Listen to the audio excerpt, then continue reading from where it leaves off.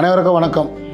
நான் தான் உங்கள் சோழிங்கநல்லூர் சட்டமன்ற உறுப்பினர் இசிஆர்பி சரவணன். தொடர்ந்து 2 நாட்களாகவே நீங்கள் பார்த்தீங்கன்னா சாலையோர கடைகள் மற்றும் முக்கிய பகுதியில் உள்ள கடைகள்லாம் வந்து ஒரு சில சமூக விரோதிகள் எங்கள் கட்சி பேரை சொல்லி கடைக்கடையாக சென்று மாமூல் கேட்குறதா தகவல் வருது.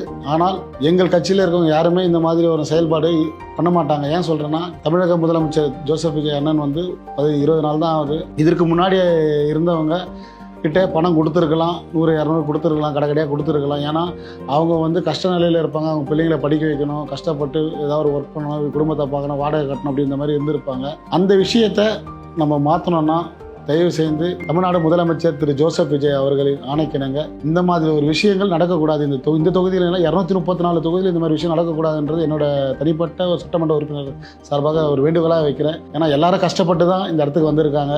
அதனால் அந்த கஷ்டப்பட்டு அந்த ஒரு 100 ரூபா 200 வாங்கி அதை அவங்க சாப்பிட்றது அது உடம்புலேயே ஒட்டாது.